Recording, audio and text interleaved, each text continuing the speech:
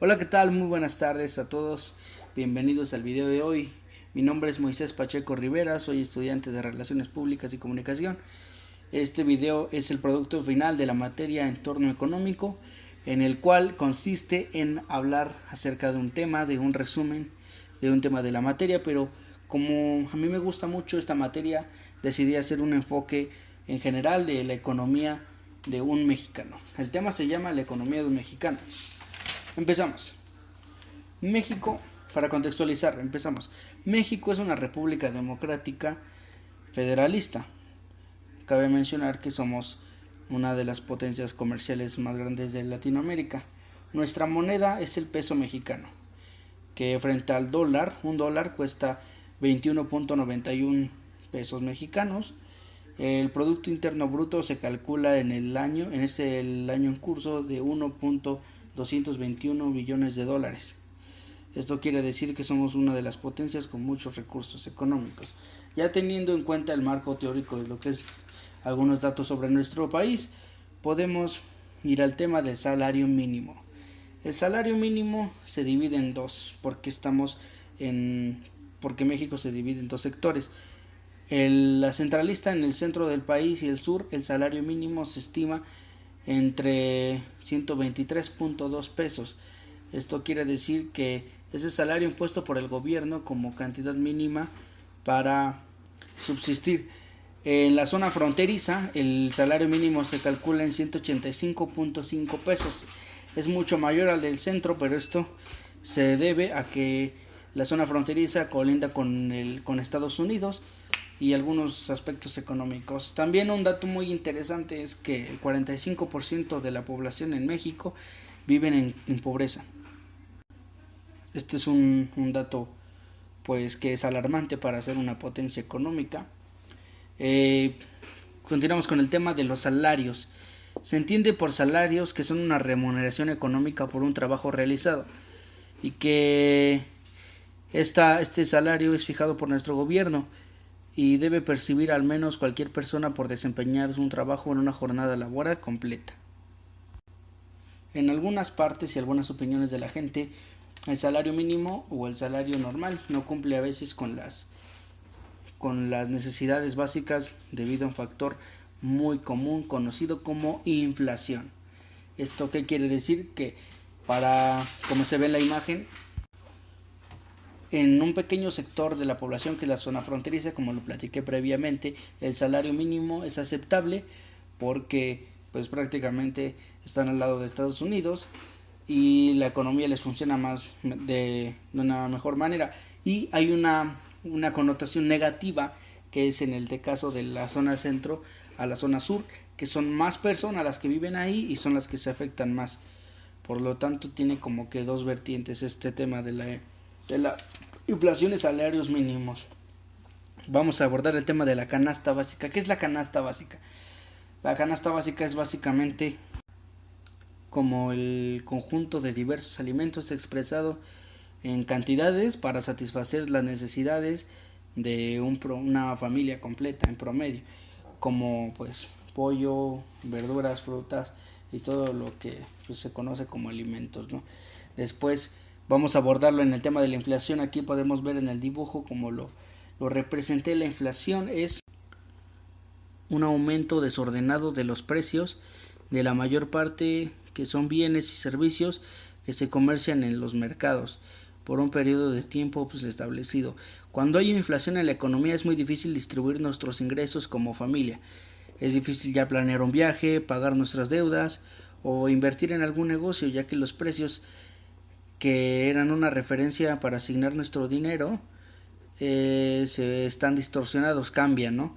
Presenta cuando, que lo ponemos en un ejemplo, cuando quieren comprar algo, ya lo tenían planeado y debido a la inflación ahora cuesta más.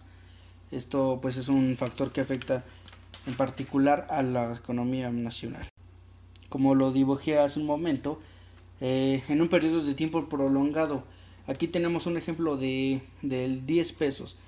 Antes con 10 pesos, por poner un ejemplo, se podía comprar diversos artículos, pagar servicios, comprar, salir y todo eso con mismos 10 pesos, y ahora con esos mismos 10 pesos se hace menor cantidad de cosas con el tema de la inflación, pero por aquí una pregunta, ¿la inflación afecta a todos por igual? La respuesta es que no, debido a que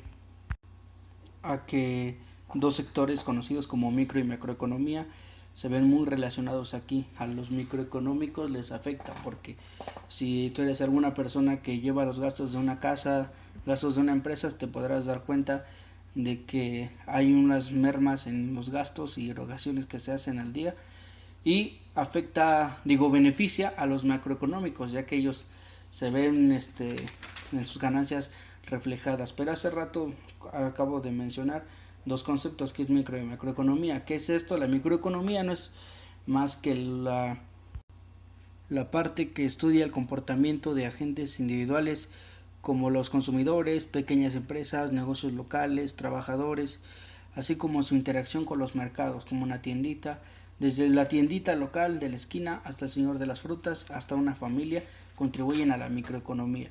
Por otra parte, la macroeconomía es la rama de la economía que estudia el comportamiento de la estructura de los grandes empresarios, las grandes empresas a nivel nacional, o que abarcan pues ya grandes regiones. Esto ya se abordan temas como tasa de empleo, desempleo, interés, inflación, entre otros. Entonces, ya tenido entendido los tipos de economía, podemos enlazarnos al tema de la inflación, que afecta principalmente al sector microeconómico, que pues con el impacto de la inflación la macroeconomía se viene a la alza, ya que el gobierno sube los precios de todo para poder así pagar en cierta forma algunas deudas que tienen, que ya lo vamos a ver adelante.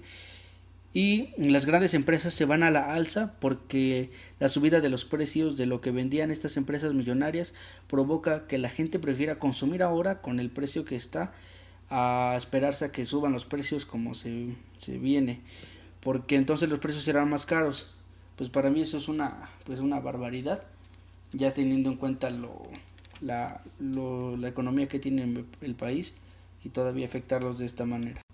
Y hace un momento mencioné que al gobierno le conviene subir los precios de todo para así poder pagar las deudas. Y pues se preguntarán, ¿cuáles son las deudas del gobierno? ¿Por qué se le tiene que pagar?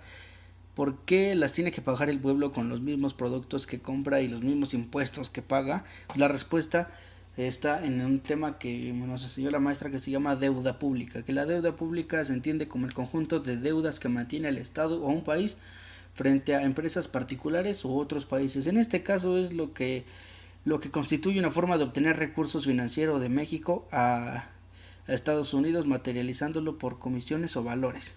¿Ok?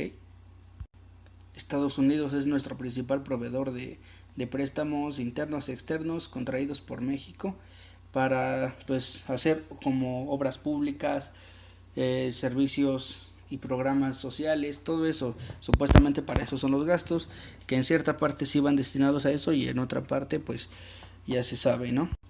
Entonces, como México le gusta pedir dinero por cada sexenio de presidentes, y pues como lo hacen los de arriba y de tal palo tal astilla, como dicen, México, el pueblo mexicano refleja lo que hace México con Estados Unidos. ¿Qué quiere decir esto?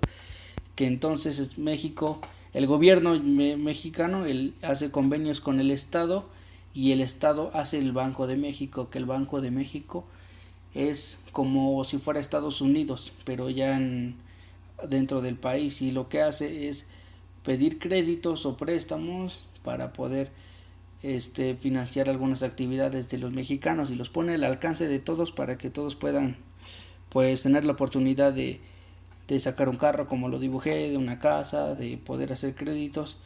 Y pues así es una gran oportunidad que tiene México, prestando dinero que no tiene al banco, de la misma manera dando dinero que no tiene para que la gente pague. Y tras esta acción que se llaman créditos, la gente se vio muy beneficiada por esto, se corrió la voz, y ahora muchas personas tenían, como aquí se ve en el dibujo, tenían la oportunidad de pedir un crédito, y muchos se embarcaron haciendo esto con el Banco de México. Es ahí cuando en 1990 se crea algo llamado FOBAPROA, que en resumen es el Fondo Bancario de Protección al Ahorro, creado por Carlos Salinas de Gortari, que no es otra cosa más que un colchón de dinero para en caso de enfrentar alguna crisis económica a futuro. Aquí es donde los empresarios, tanto grandes como pequeños, en función de su empresa, tenían la oportunidad de ser inversionistas o socios. Prácticamente podían pedir un préstamo económico con el privilegio de que un seguro o este colchoncito los respalde su dinero. En esta época todas las clases sociales podían adquirir un préstamo. Pues como ya lo había dicho anteriormente, los negocios tenían la oportunidad de poder pedir un crédito y así ocasionando un disparo en la economía nacional, ya que llegó un punto en el que todos los mexicanos se endeudaban y pues los bancos ya no tenían dinero para prestar. Entonces, ¿qué hace el gobierno? Dice: no se preocupen con esto del FOBAPROA, el Banco Nacional podrá contar con nuestro dinero para prestar de manera de un respaldo económico por cualquier cosa llegara a pasar, el dinero que se le está prestando, y entonces así va a ocurrir un fenómeno como la inflación. Y ya se veía venir lo que es la caída del precio del barril, que afectaría a los mexicanos que habían pedido un préstamo o crédito y su deuda se hace impagable. ¿Qué es esto? Que nos remonta a los intereses que suben muchísimo. Aquí es la verdadera ganancia del gobierno. Repetir lo que pasaba, ¿se acuerdan en el porfiriato? Las excusas que ponían antes, que las deudas se hacían de generación en generación. Y pues entonces aquí viene lo que se les aconsejaba a los grandes empresarios, que se declararan en bancarrota para que así el Banco Nacional absorbiera sus gastos. ¿Y quién lo va a pagar? Pues la mayoría. ¿Quién son? Son los pobres. Así que entonces los ricos tienen dinero gratis y los pobres son los que tienen que pagar las deudas que ellos hacen. Pero esto solamente se corrió la voz bajo, pues ahora sí que entre amigos, y se vieron beneficiados algunos particulares en vez de la economía nacional. Y pues tras pasar el tiempo este sigue siendo un problema y esperemos que todo esto cambie y que cambie para beneficio de todos. Y pues seguiremos nosotros luchando desde las familias por un país más justo. Gracias, Miss.